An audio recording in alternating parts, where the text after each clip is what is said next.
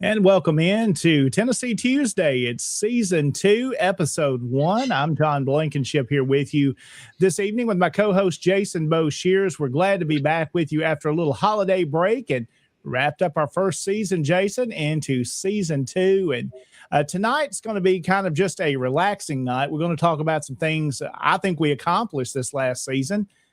If you want to call them accomplishments, we did something last season, and getting into our second. So that means, Jason, if we made it into the second season, we've done something right, right? Oh, yes, sir. Absolutely. We have done something right. We've done something good. Absolutely. Well, we've got several folks. We're going to go through the list here in just a minute as folks begin to join us this evening and watching around the Confederation and around the country and sometimes around the world for that matter. We are glad to have you here with us as we get into our second season of this program. What is Tennessee Tuesday? If you're a new viewer, of course, I'm the Tennessee Division Commander. Currently, Jason is the Tennessee Division Adjutant. We put this idea together that we need to develop beyond just old-fashioned communication. We're getting out using the tools that are available to us, such as YouTube. I've got a background in broadcasting. Jason's got a background in talking well. I'm not picking at you too bad, am I? But I think we flow good together, and this has been a fun program. We've learned a lot. We can't do it without our viewers and without our guests that we've had on, and we're going to have a good lineup of guests this season.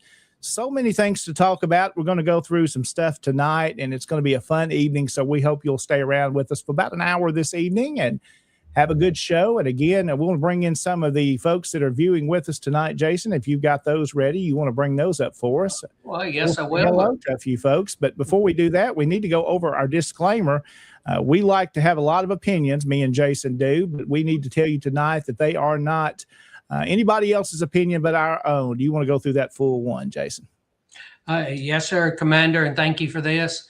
The views and opinions that are expressed on this broadcast and on this program, they're not the views and opinions of the Sons of Confederate Veterans. It's General Executive Council. They're not the opinion of the division, any brigade, or any camps, or any subsidiary of the Sons of Confederate Veterans. It's just the views and opinions of the person that is expressing that view and that opinion. Yes, sir. Thank you for that. You're right. That's our opinion only tonight. We hope you'll agree with some of those along the way. And we hope we make this show entertaining and informative as well. And Jason, we're getting through the holidays. Don't know about you. Hope you had a good time. We did around our house, small get-togethers. ready to be through with the holidays into the new year now. That's in the past, good times, good with family and friends, but ready to get into the things we got to do this year. It started out to be a busy year for me in our city. We've had elected officials, a new whole board of aldermen and mayor have come in. We've got a new mayor for the first time in 12 years. Our previous mayor retired. He didn't run again, so we have a new mayor in the city. So lots of changes as I work for the city of Humboldt in my library director job. So we're getting in the what's going to happen, how are we doing these things. So look forward to working with him. Busy there. And today I've had a fun day. We've had a couple of board meetings, all kinds of stuff going on. And this afternoon I got to speak to the local ladies book club. Wow. Jason, I'm sure you've spoken to some of these clubs like this. I've spoken to them several times, usually 2 or 3 times a year. This club goes back to the 1940s. It's called the 18 Book Club. That means there's 18 members. And the only way you get a new member is either somebody resigns or passes away. So very unique club and something, if they were listening to us tonight, I can pick at this. You don't see them talk a lot about books in the club. Now they exchange books, but we don't talk about that. They have a speaker each time. And today I thought, well, usually I talk about something with the war between the states or local history, but I've had a new interest in the Second World War and learning more about that, becoming more knowledgeable, having a grandfather and great uncles that all served. All 5 of the Blankenship brothers from Humboldt, Tennessee served during World War II, and my grandfather was in the Navy/Marines. That's a long story for another night, as he served in the hospital corps at the time as a pharmacist. He was a 3rd mate there. So interesting how the Navy and the Marines connect together in that time. We got uniforms, let's say this, for both Navy and Marines. It gets confusing. But I talked about that and some of his trophies that those guys brought home, things he was in Japan after occupation. He was in Okinawa for a period of time, and he got to bring several things back. He's got a Japanese rifle. It's got its bayonet with it. There's a kimono that's out there. We have a couple of flags, Japanese flags, and a variety of other little artifacts and things that he had. So I took those today and talked about his service. And one that stuck out to me the most, Jason, I had to tell today, was a gentleman by the name of Raymond Hicks. I know I'm getting detailed right away here. Go ahead. And Raymond Hicks was from Humboldt. He was the exact same age as my grandfather. They were born January 27th, 1925. We're pretty close to best friends.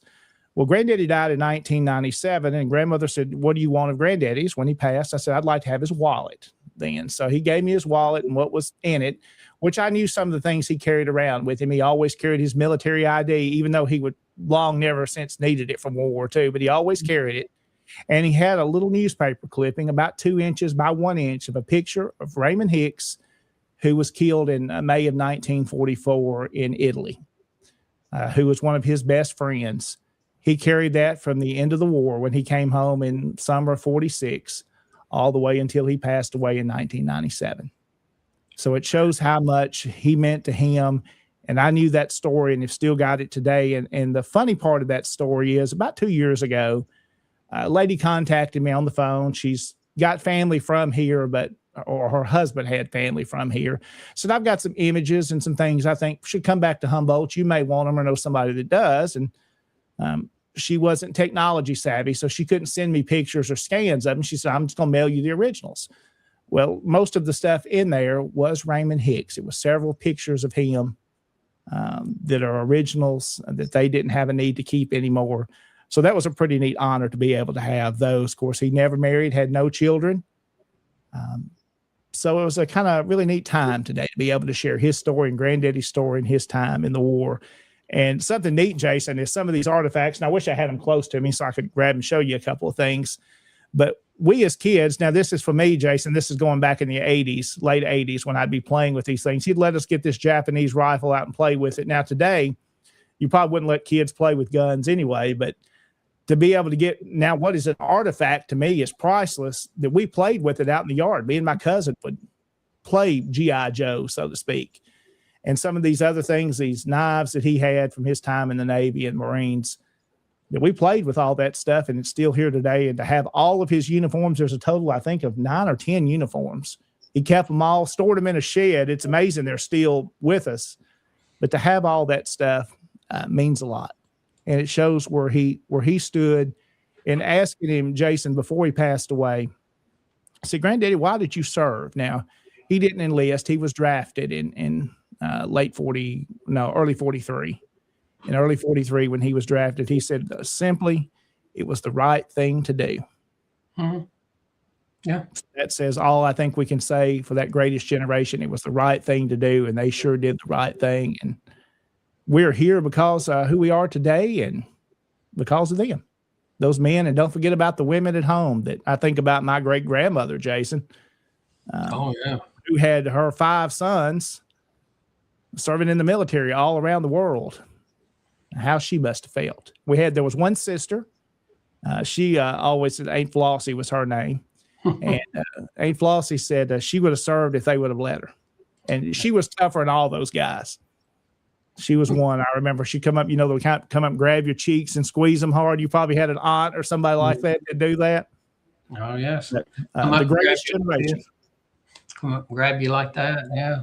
Well, there's a free story for you tonight. There's a little something tonight to start us out. So we remember not only our Confederate ancestors, but as we said, Jason, we talk about history in general. And that's one of those, the Second World War, talking about those men tonight that served. I was watching a documentary the other night on YouTube, and it was talking about Nazi Germany and some of the things that were happening there with our guys, where they were going in, and saw some of their graves.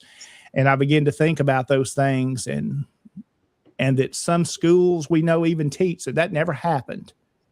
Yeah. The Holocaust wasn't real. There wasn't 6 million plus, and I emphasize that plus, killed in those concentration camps. And hearing those stories from those individuals that were there, speaking only of myself, I can't imagine what they went through. I have not had any kind of bad life and torment in any way what those individuals went through in those places. So we have a lot to be thankful for, and we should honor the greatest generation, just like we're honoring the Confederate soldier and what we do in the SCV, but we also honor those that served in the Second World War that we're talking about tonight. So there's your little something to start out the show. We've got a lot of folks joining us this evening. Jason, let's go and say hello through some folks tonight. I see several that have popped on the video with us tonight in our different places. You can watch us on Tennessee Tuesday on Facebook and SCV Chat, as well as both on the YouTube channels there. We're spread around for you to find us. Yes, we are. And I just want to say, I want to thank you for talking about World War II, because the number of World War II vets, it's diminishing every day. We're losing them every day. And I knew them. And I had a conversation with a gentleman today, and it's a gentleman here in town in Mount Pleasant, and we were talking about this. Well, he's a little older than I am, and we were having a conversation about this. And I had an uncle, Howard Boshears. It is one of my daddy's older brothers. He was born in 1920, and he was a rifleman in the Army. He ended up getting captured in Italy. Oh, wow. And he ended up in a camp, and he survived. And when I got heavily involved in all this SCV stuff, he was still alive. Him and I had a conversation because his grandfather, he knew him, the Confederate veteran that I'm named after, Jason Wilkes Boshears. Oh, wow. To get those stories. Wow. Because he did, Jason Wilkes passed away in 24. Now, of course, Uncle Howard was only 3 to 4 years old when he passed, but he remembered him. And you remember just how, I talked to him and he talked to him, and you realize just how close we are and all of this. And I had 2 uncles that served, and I got to be, one of the blessed things that I got to do was to be their pallbearers. For both of them, I got to carry them.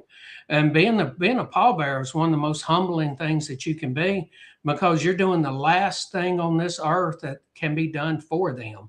And I tell you, did you want to pop that picture up? But yeah, I want to share this one because it's on this computer that I'm at. This gentleman here that I was telling you about, Raymond Hicks. This is that image that was sent to me a couple of years ago. And he was just 19 years old when he was killed in Italy. He's buried in Italy. There's a marker there for him in that cemetery. I'm not going to try to pronounce that because I'll mess that up.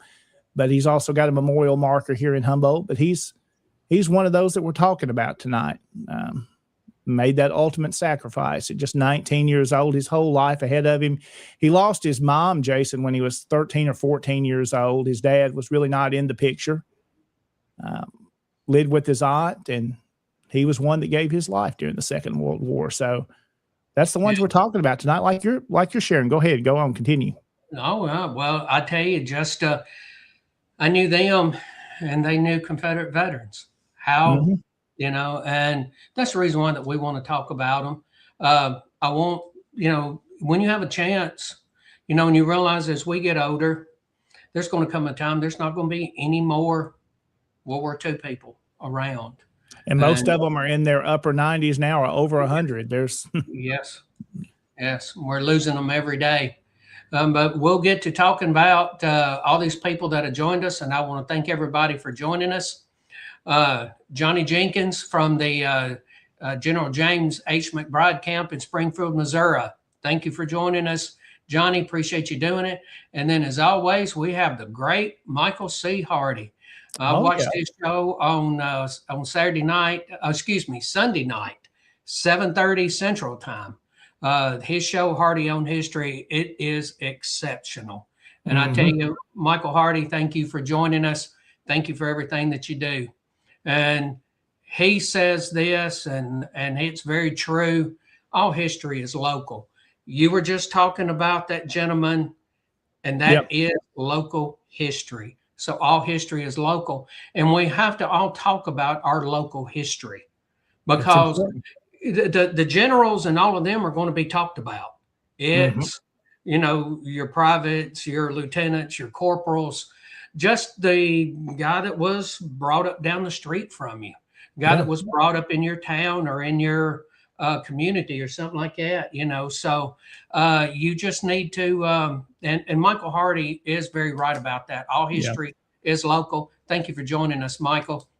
And Mr. Hal Stedham, joining us from Dr. J.B. Cowan Camp 155 out of Tullahoma. Thank you for joining us. And next time you see Dr. Bradley, tell him Tennessee Tuesday says hi, and we would love to have him on. We sure would. He would be a great guest. Oh, he would. I'd love to have him on. Man's a fountain of knowledge, and his way he writes, wonderful. And then we have Charles LeRae. Howdy, everybody. Welcome back and Happy New Year. Well, thank you for joining us, Mr. Charles LeRae. And then we got another Tennessee boy here, Steve Reed. And yes, pray that everybody had a wonderful and blessed year ahead. Yeah, little tease there. Steve's got something great he's working on. We won't give that away, but he's got something good coming. Yes, he does. Very, very soon. Yes, and I'm thrilled about that. But I like that. I pray that you have a wonderful and blessed year ahead. And Steve, we pray that for everybody. It's Kyle. Then we have, Kyle Thompson. Evening, gentlemen. Kentucky Division is here. Thank you, Kentucky, for showing up. Okay, Daniel Santiago, good evening. Glad you for joining us. Appreciate you joining us because you're a regular on here. Thank you for coming in every time. It's David. Hey, David. Yes, hi to David. I know they have a couple of things coming up. They actually have a Lee Jackson coming up. And then he also had this to say, excuse me. I said that in past tense. Excuse me. He had this to say. Congratulations on season 2 from Friends of Douglas Southall Freeman, and you can join them on Friday night. Look up Friends of Douglas Southall Freeman, and you might know this man. Yes. I got to give Jim a call. He's been busy. We've talked about the Confederate veterans here in Rose Hill and Humboldt. He's working on that list, and he's been busy today, I know, working on that list and getting it organized. We've done some site visits and learned some things we didn't know. Found another veteran recently, Jason, we didn't even know was up here. Oh, so wonderful. And he's identified with a more newer marker that says where he served. I don't know how I've missed that over the past 30 years of going through that cemetery, but we found another one. So that's the reason why you bring extra eyes in and you bring people in, because, and you always go back. I see something in different cemeteries. I've been going in my life, and I go, wow, this is, That's good. Thank you, Jim, for doing that work. Yeah. Cemetery work is important work. We have to remember them. Daniel Santiago, yes, thank you. Want to Yeah. say appreciate you coming in. Michael Wortman, Yeah. With us out tonight. of the Rawdon Spears camp down in Summertown. Appreciate you joining us, Michael. Good evening, compatriots from the Lieutenant James T. Woodard camp, number 1399 in Warner Robins, Georgia. Mr. Darren Morgan, appreciate you joining us. And David had this to show when Let's it see talked here. to her. Yeah. He was You a said that he Fleet had Marine Force pharmacist mate, aviation course. Mm-hmm. That's along the right lines. That's been interesting to learn about. I want to throw this picture up since he mentioned that. Yes, Here's my do. grandfather I was talking about, Charles Eugene Blankenship. There he is, and one of the unit. Now you notice there he's wearing a Marine uniform. You see the insignia on his jacket there. But some of them he's in his Navy uniform, so that's a good one of him. I've got 10 or 12 pictures. He must have liked having the photographs made because he's got one of him in all of his. I'm going to show you before we jump ahead. Let me see if I can do this here, Jason. There's another photograph that I put together recently, and I've got it framed. This is before it was framed. This is just the layout here of it. And let's add this one. This is Granddaddy, of course, in the center, and there are all his brothers, the other 4 brothers, in the order of their ages. Of course, now it's framed with, looks a little more professional, but that's just the layout there of his older brother Dossie and his next older brother JT, and then him, and then Albert, and then Bobby. And you can see them all in their photographs in their uniforms. Mm-hmm. So pretty neat, they all served. Yeah, I noticed Bobby's tie is straight. JT and your grandfather's, they're a little crooked on Yeah, there. theirs are a little off like that. And a lot of Granddaddy's uniforms, his ties are off. I don't know if there maybe there's a reasoning behind that. Yeah, maybe right-handed versus left-handed, and it could be. And they also turned them. You can see how they're sitting in the photograph. Maybe the turning of them there. Of course, Uncle Dossie there on the left. I don't know a whole lot about each one of their service in detail yet. I need to do some more research on that. And they're all gone. They're all deceased. Uncle Bobby was the final one to pass away there on the end, who was born in 29. Uncle Dossie there on the left, he was in the Army, and he spent a good bit of time in Germany. Okay. And then you can see the other. So pretty neat to have all those images. We've got a lot of that stuff. They all kept everything, and finding something new from cousins all the time that have had stored away. What's most interesting to me, all this stuff, Jason, that Granddaddy brought home with him, all these artifacts and trophies, as most of them would call them, that he has. I've got his small foot locker that's no more than, I mean, you can literally, that is it. And what you're seeing there, and how he got all this stuff home and even carried that rifle home. I was still amazed in talking to him about that they were able to bring all these things home, because it couldn't have all fit in that little foot locker. Wow. But he said they threw their rifles in the ocean before they got back to mainland here in the U.S. I don't know if that was something they were informed to do or just some kind of thing they did, but he kept his Japanese rifle, but threw his and several others overboard. So I don't know if that was some momentous reasoning or why they did that, or they had to do that. Yeah. But Randy always would tell about these things, Jason, of how he got them. And let me see if I can show you. I know I'm showing you a lot of pictures tonight, but sometimes that kind of tells the story. I don't know if I can put my hands on it here fast enough. Let's see. This is live video at its best when you're doing these things. And Charles LeRae had this to say, David Pope never take our corpsman for granted. Yeah.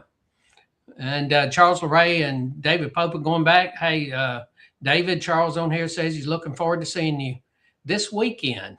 And you might need your winter coat. Yes. Yeah, you may. Let's see. Okay, go ahead. I'll go through some of these, and when you got it, just pop it up, and I'll keep going here. I'm going to bring these couple of these images up. This is just, I'll show some of this stuff. This is a photograph from today of it. I don't have the knife close to me, but there's his U.S. Marine Corps knife. That's a very common knife. Most people familiar with it. Now, Granddaddy would tell what he did with all these, and some of the Japanese stuff that I've got here. He says he took that off of a Japanese soldier when he killed him to get it, and then Granddaddy would later tell us, well, he didn't really. He got it at a souvenir shop. But he told the grandsons. But that's that knife there. Keep going through some of those comments we got this evening, and I'll pull some more up here. I'll do that. I want to thank Tom Wood from joining us from the Hatton Camp in Lebanon, Tennessee. Thank you for that. And David Daniels, my Uncle Comer Daniels, fought against the Germans in the anti-tank command in World War Oh, II. wow. Yes. And Charles LeRae, it's always a great time to say amen. Mm-hmm. Gainsboro Invincibles, Richard Garcia has joined us. And David Daniels, Lydia's great uncle, First Lieutenant Frank, and I'm not going to try that last name, laid in the jungles of Papua New Guinea for over 72 years as a mission and action fighter pilot, and he's now in Arlington. Oh, wow. That's going to be a wonderful story, and I'm happy to know that they recovered the remains. Yeah, that's very important. So here's another image. This is not the best image of it, but it was quick for today. Just had this for reasons of speaking. There's that Japanese rifle. The barrel's about 19 and a half inches or so long, so it's a short rifle. And it's got its serial number and all that has been ground off, and doing some research on it today. Again, I'm far from an expert on these by no means, so don't take what I'm saying is everything is just perfect. But of course, those were in occupation. Of course, when they confiscated all these weapons, those were filed down. So Granddaddy got this probably at some kind of he ended up telling us most stuff came from souvenir shops. Now I don't know if he got the rifle that way, or as the military confiscated this stuff, if he got it that way, but that was the rifle that he brought back. Just think, me and my cousin played with that outside and played G.I. Joe with that. And you never think about doing it today with that. I'm like, when my son wanted to touch it, I'm like, nah, don't touch it, just look at it. Yeah. Well, when you said that earlier, the first thing I thought of was Jack Henson's rifle. Mm-hmm. As you know, that was passed down through the family, and they shot that rifle up until, the gentleman who has it now. It wasn't anything for them to take. And we're talking Jack Henson's sniper rifle, for lack of a better term. This thing, they were taking it out and they were shooting it. It was a normal occurrence for them. And these same things that you're talking about. And they used them. Yes. Now, I know Granddaddy said he never fired it. Mm-hmm. But I mean, it's been looked over. It's in really good shape. And here's one of those little collapsible cups he had. There's a couple of, one of them's got his name inscribed on it, but there's those they could eat their rations out of course, drink out of. And again, grandmother, after he was gone, I remember us drinking out of these things in her kitchen. Wow. And who would think now, you'd think, well, that's an artifact. You don't want to do that. But I mean, we got to play with them. Granddaddy he gave me many of his hats, and I could remember wearing those. There's pictures of me in them. Now I think, wow, it's an honor to have all that stuff. Yes. Yes. See, and all that stuff's being passed down to us. And that's the reason why all of these stories need to be told, like what you're telling here. Because now there's a recording of this. So at some point in time, there's a Blankenship, could be 5 generations down, is going to see this YouTube video and is going to see this. And then there are some of these things. Here's another interesting image. This is a Buddha here you'll probably recognize. And I don't have it in front of me where it's located. It's a very popular one. It's from the 1200s. And Granddaddy's in that picture with 4 other guys that he served with there in Japan. But there's several of them. This is the one that I can show to the public or show on video. There's some other ones that are quite interesting. They're giving certain signs to Mr. Buddha there. And some other things that we're going to be a little reserved and conservative. We won't show those images, but tells you what they thought about that time in the war. And this is probably one of them's day. I think it's early 46 is when these were taken, because they were there. At least he made it home. I think it was in May or June of 46. Okay. So this was still been in early 46 when he's there. Okay. So he was occupied. He occupied. Yeah. Mm-hmm. Something really interesting is we talk about technology, Jason, and how important technology is and how it can help us or can hinder us. It can be a blessing, be a curse. And researching some of this stuff, like some of these weapons that's not my specialty. Just taking a picture of it and doing a Google search, reverse search with the image, and the AI technology can tell you so much about this weaponry and some of these patches and metals, what they represent. Super helpful. I've learned a lot about just this morning about that rifle I didn't know about. Yes. But use technology for a blessing. It can be a real help. It can be a help. It sure can. And it can be a hindrance as well, but it does help. Yes. We'll continue on. Jeff Plummer, Delaware Grace here. Thank you for joining us, Jeff. David Pope, and I was reading this. It's not been too many years since the last U.S. WW1 veteran, Frank Buckles, passed. Mm-hmm. The World War II veterans organizations are disestablishing fairly routinely now because there just aren't enough men to sustain the organizations. Now, that happened, and we've read often about, the last time the Confederate soldiers got together. The last time Forrest Escort got together. There's an account of that. It was 3 of them. They rode up. They went inside a county courthouse. They met very briefly. They come out, got on their horses, went around, and rode off. So this time has its way of passing. And thank you for saying that, David. And then Michael C. Hardy had this. World War II on the home front is a fascinating subject. Aircraft warning, service observation posts, scrap drives. Yes, and the scrap drives really if you're an old car nut like I am, the hardest thing to do is to find Model T, Model A parts, original parts, because all of those were surrendered, especially all of those in the early 30s. If it wasn't driving, they would take and make it part of the scrap drive. Well, that's the way it happened here, Jason. Our local cemetery had many of those old wrought iron fences, and they came and took them in the early days of the war to melt all that stuff down. Yes, we did. And you had the POW camps. There was one real close to where I live in, and just down the road in Summertown. And during the war, they took the POWs and built bridges. And there's a whole story about that here, just in Mount Pleasant. Someplace there should be a list of 10 men recommended by the county civilian defense coordinator to the FBI to report on disloyal local citizens. This is for every county. I never knew that existed. Interesting. Now I've got to go looking. Now, Michael Hardy, you've made me go do research. Thank you for that. And Donald Gaines, good evening, gentlemen. Donald, thank you for joining us.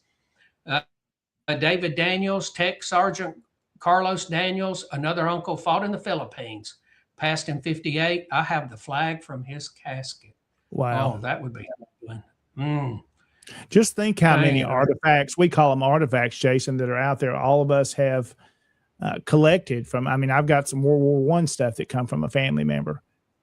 How much of that stuff is out there? We talk about war between the states, Civil War, whatever you choose to call, how those things are collected, but we forget about some of the modern time stuff that's still modern, that we need to be collecting these things and preserving these artifacts as well.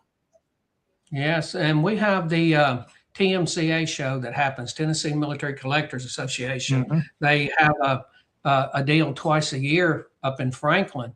And the knife that you showed earlier, I have purchased them up there. I have purchased them up there. So that's getting to be, but they're all artifacts. And at some point in time, somebody's going to look back and say, that was 150 years ago. Now we just see it as. And we're in the 80-year mark and 80 plus years now. I mean, look how old these things are getting now.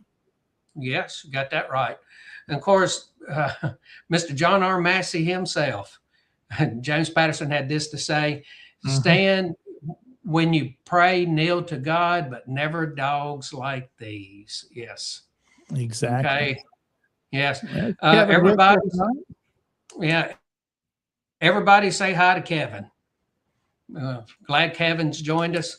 Wow. I have never been there, but I would love to go to Normandy. Oh, I would too. That would be one of my bucket list items. Let me show you another image here, Jason. These two brothers here, Milton and Cecil Kennington, they were both from Humboldt, and they were killed on the Arizona there at Pearl Harbor on December the 7th. Two brothers both killed. It's an interesting story. I've got two of their letters they sent home, And one of them arrived when it arrived here. It arrived on December the 7th, 1941. Before, obviously, they knew that the attack had happened. So it's pretty neat to see the date on when that arrived home.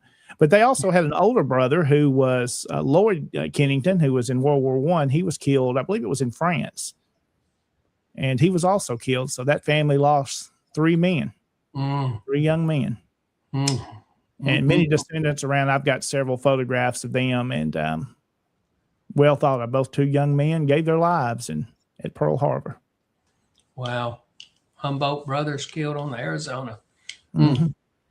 Okay. Yeah. Thank you for sharing these and telling these stories, because this is what needs to happen. Sometimes maybe once a month, this is what we do is we come on there and just say, okay, we're going to tell family stories, and we're going to tell local stories.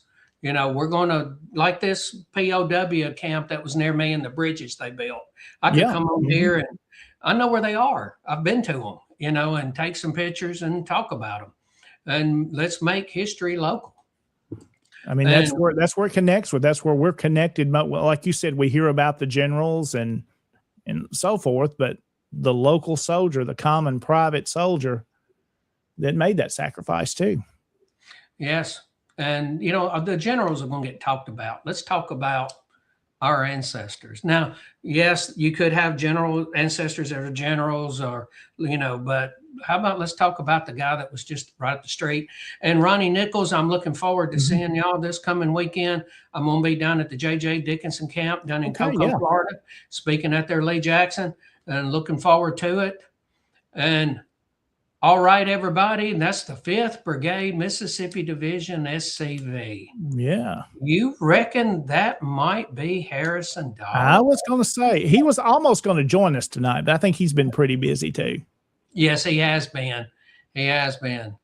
We have so many comments tonight. I'm excited to see all the comments, and folks, I hope they're enjoying this. I want to show one more image here. We're going to jump back to the Confederacy a little bit. Then we probably need to take our first break and talk about our sponsors, and we'll go through some more of your comments tonight too. This image is of the monument. Many that have been to Humboldt, been to the reunion, have seen this one.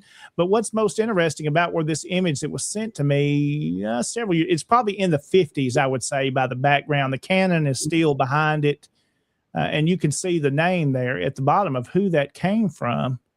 Her grandmother, Bessie Forrest Laxon. So you probably recognize that name connected with the Forrest family.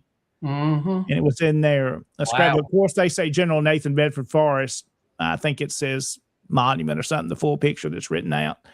But obviously, that's not the general on top. It's an infantry soldier, but it was erected by the local chapter of the UDC, which was named for the general. But that's after it was moved, probably not too long. It was moved from Main Street to the park in July of 49. So that base looks still pretty new. So it's 1950-ish, maybe shortly thereafter. And one of them old Polaroids, you got to love them. And I'll go ahead and pop this up because Jim Collinsworth had it in it, honoring all our veterans tonight. And I don't know that we had that as the plan to start with. No, we really had no plan to go with this like this. It just kind of went this way, and it's taken its own form. And I think the viewers tonight seem to be enjoying it. They're commenting along with us. And I like having this kind of discussion. This is just old fashioned history talk, sitting down and just talking. Well, that's one of the things, the whole purpose when SCV Chat started was to make it about guys sitting around, girls sitting around talking about their ancestors and history. And Daniel Santiago, thank you. You're welcome. Appreciate you joining us. And Charles LeRae, a corpsman assigned to Marine Corps units are authorized to weigh the Marine Corps Alpha uniform. I guess it's later. The uniform with Navy rank on the sleeve, of course. Wow. Okay. All right. Well, David Pope called that a half Windsor knot when we were talking about the tie. Yeah, so we're half Windsors. Let's see. And Tom Vernon. Tom, thank you for joining us. My wife's uncle was a fighter pilot in World War II. Mac McCall of Hendersonville, North Carolina, was Gabby Gabrisky's wingman. I have not heard that name in a while. Gabby Gabrinsky. Okay. He flew his fighter between Wow, I went dead. Are we back? Yeah, you're good. You're good. Okay. Well, my screen went black. I don't know what happened to it. A German between Gabriski's fighter and a German fighter, and Max plane exploded. Gabriski came to see his mother after the war to let her know that her son was really gone. Wow. And Tom is with Zebulon Bay Advanced Camp 15. And I've gone and visited that camp before. It's a very good camp. But I don't know what happened to my screen. All of a sudden it went black. So, Jason Scott, I have a couple artifacts from World War II. I have a sword my grandfather brought back from Japan. Wow, that's wonderful. Tom Wood, my uncle received a Silver Star for his actions in World War II. Wow. He has the newspaper article. Very nice. Yes. Jason Scott, thank you for joining us with the Eggstone Camp 564. And David went 6.5 or 7.7. He's probably asking the caliber of the rifle. I think it's 6.5. I think. I don't have that. I'm sorry. I don't have that info in front of me to tell you for sure. I'm still learning about that rifle. Yes. And it didn't look like an Akira rifle, but it could have been. They picked them up for a lot of places. And I agree with Rich. It was a nice rifle. Congratulations on that. And greetings, Derek Glover. Thank you for joining us from the James M. Softly 929 out of Jamestown. Hey, y'all had your camp meeting tonight. Appreciate you joining us. Well, let's do this, Jason. Let's go ahead and take our first break. I think we need to do that. We're about 7:41. We do need to mention our sponsors tonight. Man, I told you, I said we'd keep it to an hour tonight. We may go longer than that, because we've still got a lot of comments we want to bring up on screen after this break. And Jason, let's mention our sponsors tonight that are making this show possible and all the programs you hear on SCV Chat. We thank all of those folks, and you see those running across the screen now. We thank those individuals for joining us on Patreon, and you can go to scvchat.com and learn how you can become a Patreon member and to be one of those names that you see at the bottom and support the efforts here with SCV Chat and, of course, Tennessee Tuesday as well. Yeah, and I want to thank everybody who has done this. You can go, and I'll pop this link for you to be able to go to scvchat.com, or you can go to the Patreon and go to SCV Chat, in which you can sponsor this. And, you can give, and you've heard us talk about the different levels they have here, from the $2.50 feed of moose level to the $10 level, to the $30 a month level. $30 a month level is the merchandise level. And you start getting stuff come in. I've had something come in, and it's actually pretty cool what you end up getting from them. Wasn't a shirt or anything like that. Yeah. Just a really nice Patrick Claiborne decal, which I thought was nice. Cool. And then you have the $80 a month level. And that $80 a month level, that's where you're actually sponsoring shows.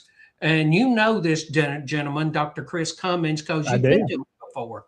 I'll let you speak about him. Yeah, actually, Dr. Cummings has spent some time in Jackson, Tennessee for a while practicing here. We had a lunch a couple of times together, and longtime SCV member, has served in many different roles in the SCV, and of course is in Mississippi now and continues his practice there. And I understand that he is really good at solving knee issues and knee pain.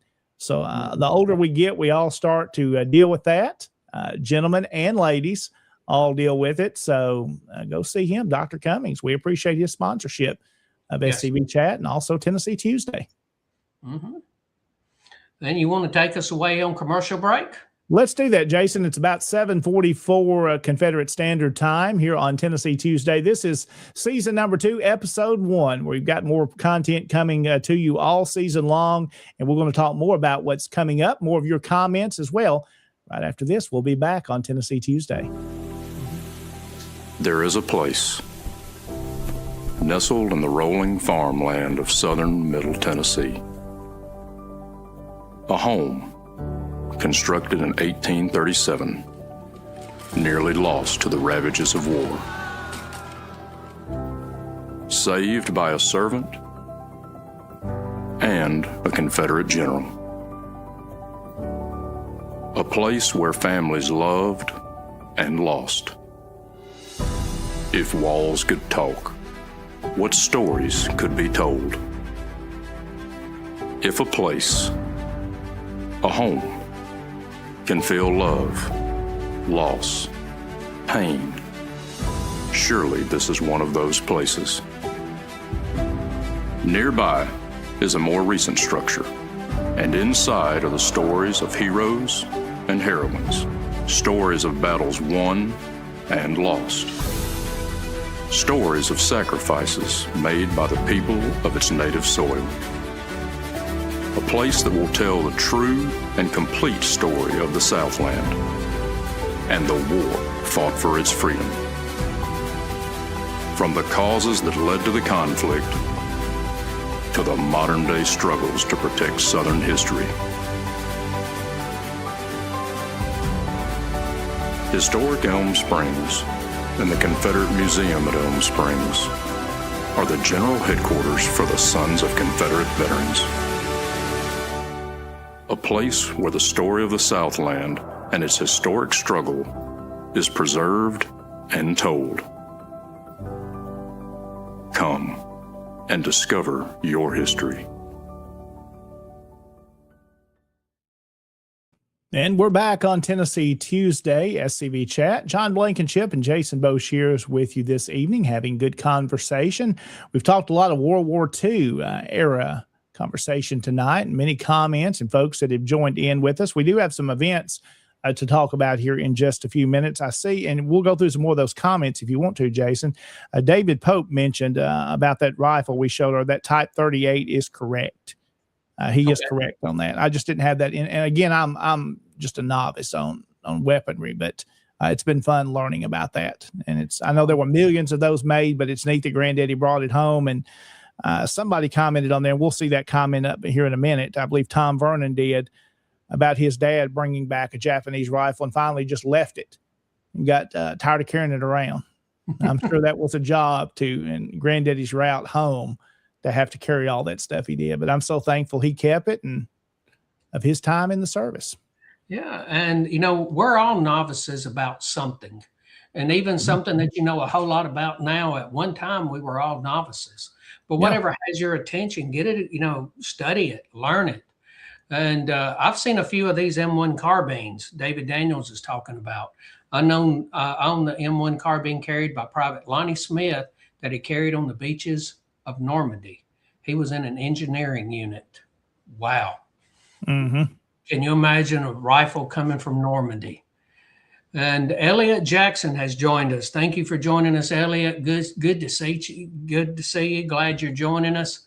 He does a whole lot of work up there at Elm Springs and all for the Tennessee Division. Very good. Absolutely, he does. Mm-hmm. Yes. And David Pope has a very good point here. Basically, we're the World War II vets now. Where we are is where the World War II vets, where the South were the Confederate veterans about 1930 or 1940. That's true. Mm-hmm. Yeah. That same era, the age they were then is the age these World War II veterans are now. Yes, sir. You're correct. And James Patterson pops this up here, April 25th, 2026, 11 a.m. to 2 p.m. Confederate History Month commemoration, Lincoln County Courthouse. Senator Janice Bowling will be the speaker. A memorial service will be held at the Confederate Monument. Confederate reenactors are welcome to participate. So everybody grab your rifle and see you there. Yeah, Jason, let me comment there. I'm glad James said that because he needs to be watching his mailbox in the next few days, probably this week. There's something coming to his house. I'm not going to tell him what it is, but they probably don't have my name on it where it came from. But there's something coming to his house I think he might enjoy. And it kind of goes along with Fayetteville. Oh, good. Now, the way you're smiling, it's got to be a good I think thing. he'll like it. I think he'll enjoy that. I didn't need it, but I got it for him. I think he'll enjoy it probably more than I will. Yes. And David Pope also had this to say: the Confederate veteran quit publishing in 1932 for a good reason. Yes. And Jason Scott joining in here with us, Michael Workman, and he is right. Those camps are right by his house down there in Summertown. And then Sean Hill coming to Camp Forest, Oklahoma. That's a big deal over there. Yes. And we have had Bob Hoball joining us for greetings from the 8th Brigade of Florida Division. I hope you're doing well, Bob. I hope to see you soon. Michael C. Hardy. I found some North Carolina FBI list in the governor's papers. Interesting. And archives in Raleigh. You might want to check in Nashville. Thank you that for is. that lead. Thank you. Let's see, Kevin Ennis, is there a Nashville camp contact here? I'd like to try to attend the next meeting. There's 2 camps in and around Nashville. You have the Joe Johnson camp, number 28. And then you have the Sam Davis camp, 1298 out of Brentwood. I don't see anybody on here, but I'll get your information, Kevin, and I'll communicate with you on here, and we'll get you to a meeting, because they're 2 good camps. Absolutely. Yeah. And Derek T. Glover, seeing a photo of my SCV ancestor from 1861 blew my mind. Yeah. That's amazing to get to see those images of the men themselves. I have no image of Jason Wilkes Bowshears. No image of him. Yeah. Wow. That's tough. So I'm thankful for the ones I do, but there's many we don't. Yes. You just want to know what they look like. You just want to be able to see them. Tom Vernon joining us again. My dad, 32nd Division, went to Australia in April of 1942, invaded New Guinea and fought at Luzon and Leyte Gulf in the artillery. He didn't come home till late in 44. His brother was a captain who ended up in Germany. I have a German bayonet Herman brought back from Germany. Oh, wow. That's got family ties to it. That's what makes it special. And when you pass it along, please make sure you tell the stories, because I've gone into homes before, and people are just, and you don't know, what is this? Where did it come from? So nobody in the family knew anything about him, no relics. My grandfather just gave his Korean uniforms to my aunt. Wow. Yeah. Yeah. And let's see. Let's see another image, Jason, here. This is another one. We're talking about Granddaddy here in his Marine uniform. Here he is in his Navy early on in the war. And if some of the ones that you that are watching tonight know my son Colton and how much they favor in this time period from now to then, that would be Granddaddy's great grandson, and how much they look alike. They're built the same way as well. But he was tiny. His draft card, he was 5'5", 110 pounds. I didn't inherit that. Granddaddy was always skinny his whole life, but I didn't get that part. Like, I came from the other side of the family. My mom's mother is the heavier side. That's where we came from. Well, I'm 5'5", but I'm a long way from the 110. That was way back in grade school or somewhere like that. But boy, 5'5" and 110.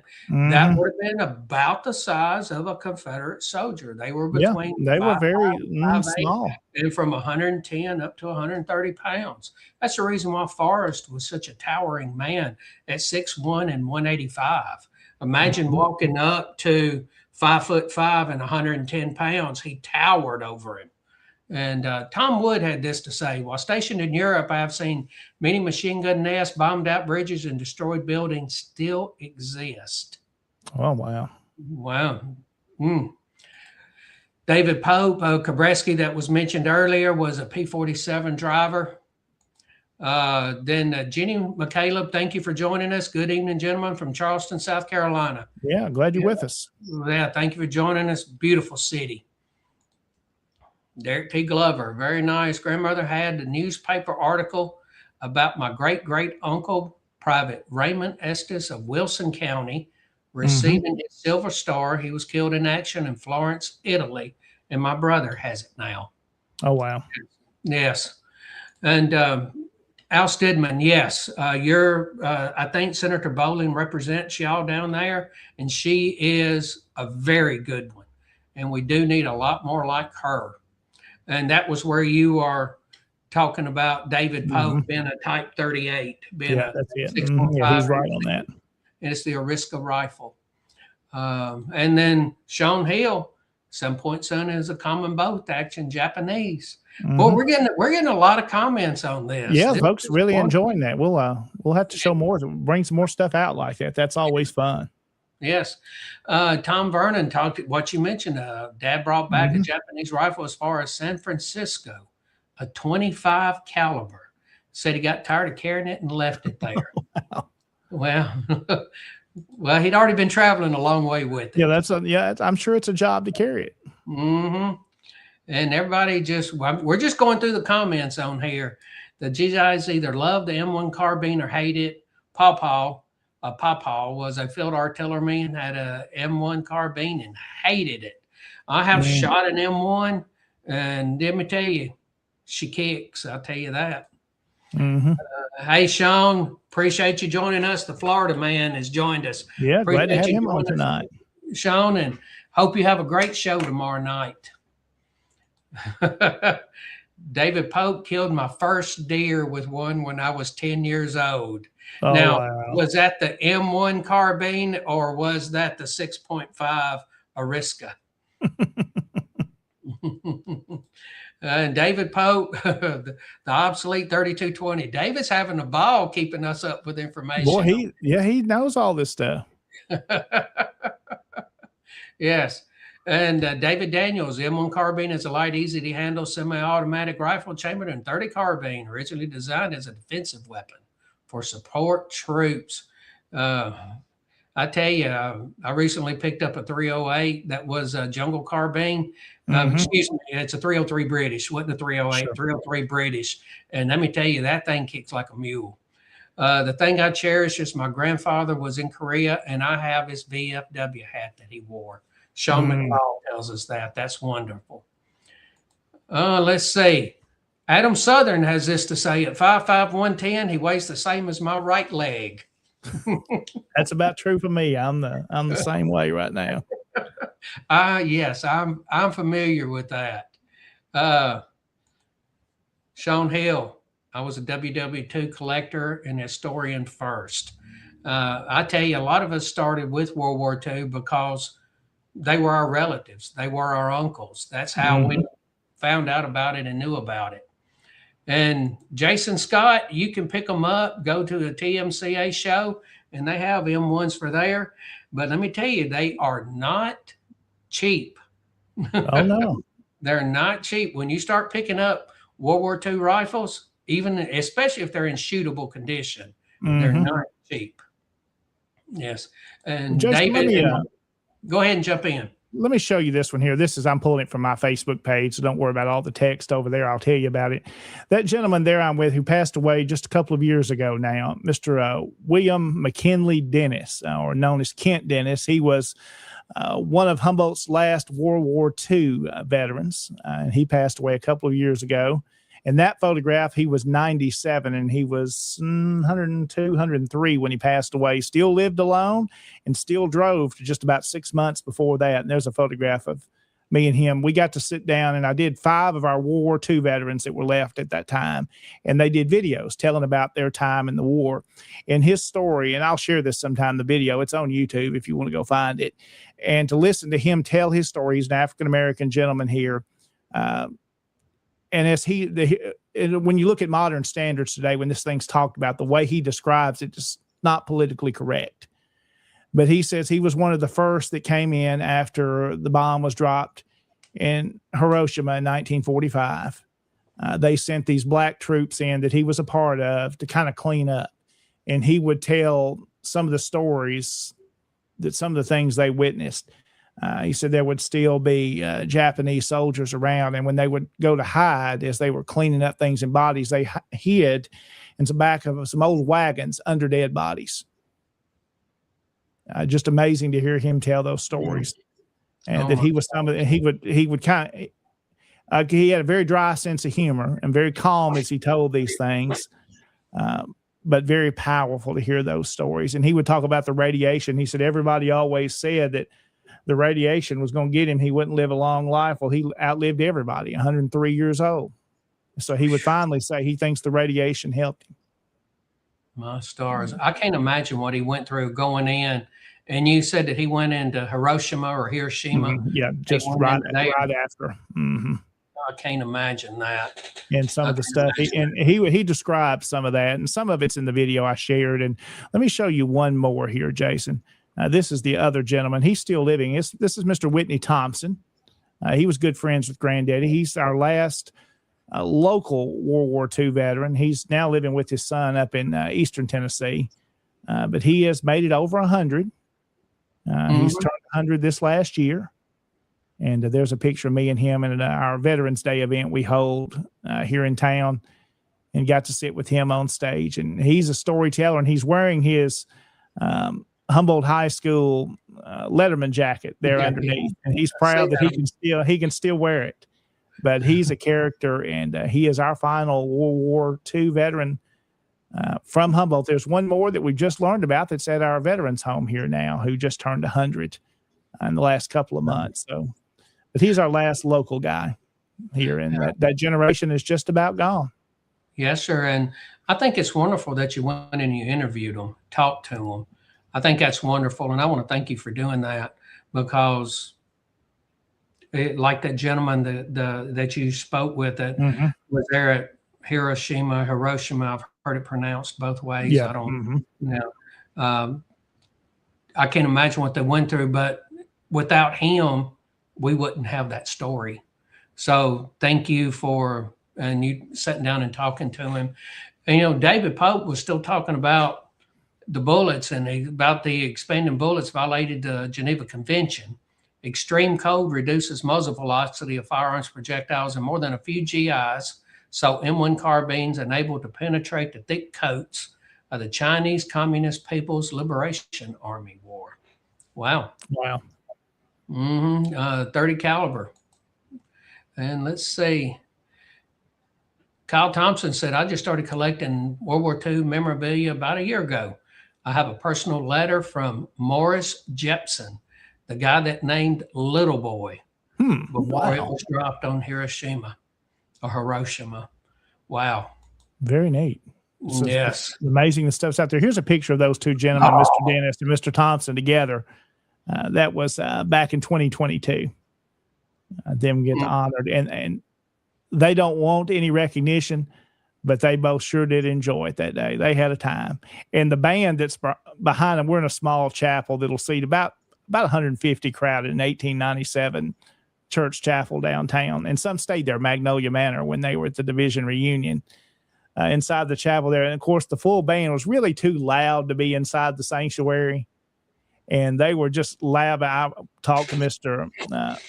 Thompson there. I said, is it too loud? And he's like, I can't hear anything. I said, did it deafen you? He said, no, it just finished me out. Oh, you got to love that. Did you still heard what I said, though? I tell you, that's wonderful. You talked about a sense of humor. And I want to tell everybody to make sure you share this episode. And if you have anything that you'd like to send us, you can send it to scvyouth@gmail.com. And stay around on Thursday, look around the Confederation. There's not going to be a commander's comment this Thursday because this is it has some other stuff going on. But so they're going to have a look around Confederation. Make sure you join in, see that show. And if you have anything to send in, send it to SCV Youth Outreach. Absolutely. And there's that address if anybody needs it. Yeah, definitely do that. Well, Jason, it's a little after 8 o'clock now. We're going to kind of do our final things. Again, we thank everybody for watching with us tonight, sharing the video. We know several have shared it, and all the great comments tonight. We do hope you've enjoyed the program and hope you will stay with us through this season. And Jason, some of the things we've got coming up, of course, you've had regular guests that will talk about local things like we're talking tonight. We're also, as we get into this year, it's going to be election time in the Sons of Confederate Veterans, national level and division level. And we'll be having some of those candidates over the next 2 to 3 months. They'll be on with us. So if you're interested in you're running for an office, either reach out to us or we'll be reaching out to you. And we'll try to get those set up, maybe some at the end of January, 1st of February. The local division offices we'll probably do first because I know Moose and Connor kind of want to lead off with the national offices first, I believe, on one of their shows. And then we'll pick up some of those later on, too, and have those gentlemen on with us. So keep that in mind. That's coming up. And if you're interested in being a part of this program, it doesn't necessarily have to be Confederate history you talk about, but if you do a presentation, you've seen some of the other shows, you're welcome to reach out to us, and we'd love to have you and try to get that scheduled and get you on with us on a Tuesday night. And now, Jason, something we need to mention before we kind of wrap up here, one more event, and I'm going to put this one on the screen. Yes. Chuck and Tom have sent that to us, and you want to kind of mention the details there. Yes, sir. They contacted me and they asked me to be their speaker for their General Patrick Claiborne birthday celebration. It is going to be Tuesday, March the 10th at 6 p.m. at the Veterans Building at the Williamson County Fairgrounds in Lebanon, Tennessee. It's going to be a potluck dinner. The brigade will provide the meat and the drinks. All we have to do is bring a side dish or dessert. And please RSVP by March the 5th. And send it to the email address you see on there, woodth25@gmail.com. You see Tom on here, somebody message him, and if you're interested in coming. And it'll be, I think that's something that they have done in the past, but they hadn't done it in a little while, so they wanted to bring it back. Yeah, going to bring that back. So that's coming up. We also want to mention this is another one you're scheduled to be at the Lee Jackson banquet for the Jeffrey Forrest Brigade. That's coming up this next weekend. Barry Sowell needs to know now if you're coming to that. He needs to know. Yes, they're providing food, the meats, and then they want you to bring sides. It's a $5 a head charge, but if you're coming, he needs to know so we can make sure if we're having that or if that's being rescheduled or maybe has to be canceled. But he needs to know if you're able to attend that. And the event is January 31st, but if you can let him know by the weekend so they'll know how to plan accordingly. Absolutely. Well, Jason, as we wrap up a conversation we've been asked to talk a little bit about tonight, we're not going to go into great detail about an issue related to Fort Pillow in West Tennessee. A lot of detail tonight, but and I'm going to let you talk some of this. If you still got that pulled up, you want to read from some of that. We've kind of had some email discussion in our committee to talk about basically Fort Pillow now is owned by the state of Tennessee. It's managed by the state of Tennessee. Well, there's a bill that's being put out there for it to fall under the National Park Service and them to take control of it. And we want to kind of give you the facts on what's happening there.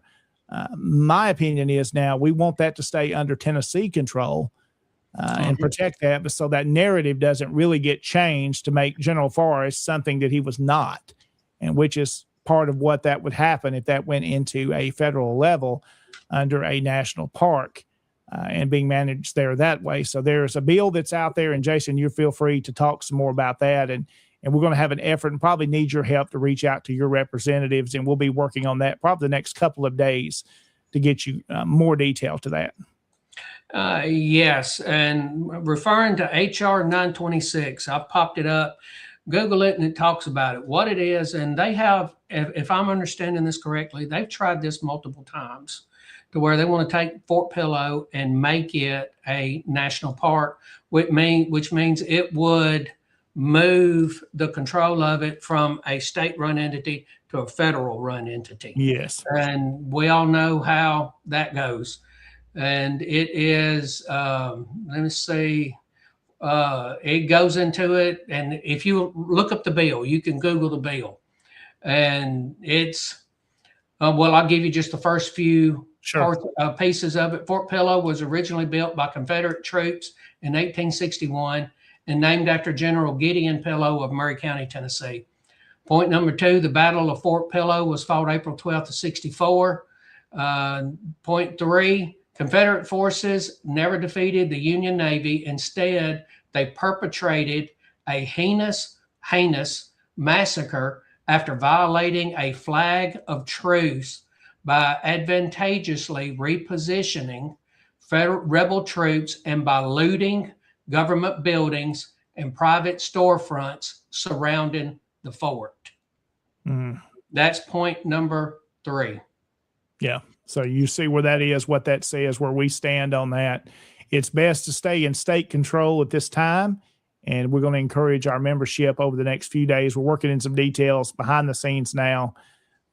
And we don't want to speak out of context and out of what we're going to do, but one-click politics is something that's been used in the past, and that's been asked about. So we'll look at that and options to get the information out to our membership, at least over the next couple of days, because time is important that we're watching this.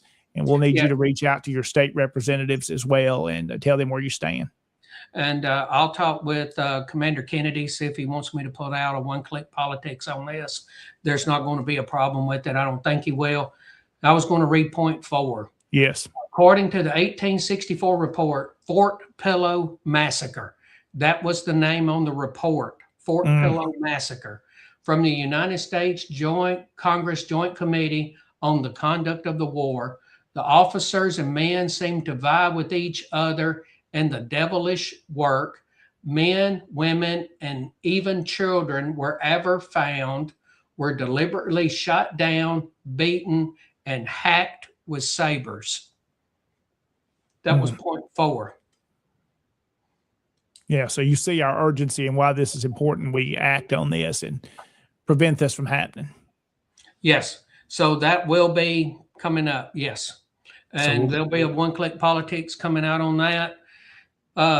I know that this sounds like a Tennessee issue, and we're going to push it out here, everybody in Tennessee. But we want to remind everybody, if this passes, this goes under federal control, which means it affects everyone. And if you look at some of the people on this commission, where they're from, and that you'll be contacting with their email addresses, California, other states, they'll be determining what's going to happen, how this is going to be done. And I think we all just need to get involved with it. And a few other people will agree with that as well. Charles LeRae, that's a very bad idea. Yes. Our executive director, thanks for bringing this up. He hadn't heard about it. Derek Glover, federal government doesn't need Fort Pillow, period, train wreck. You're exactly right. Yeah, so I want to remind everybody. Go ahead.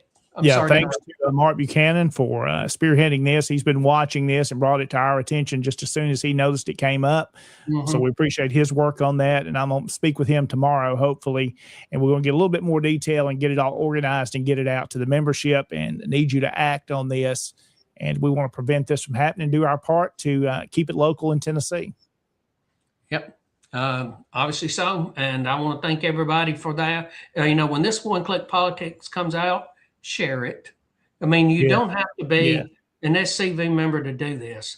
We all know Confederate Southern-minded people, and send it to them, have them make comments on this as well.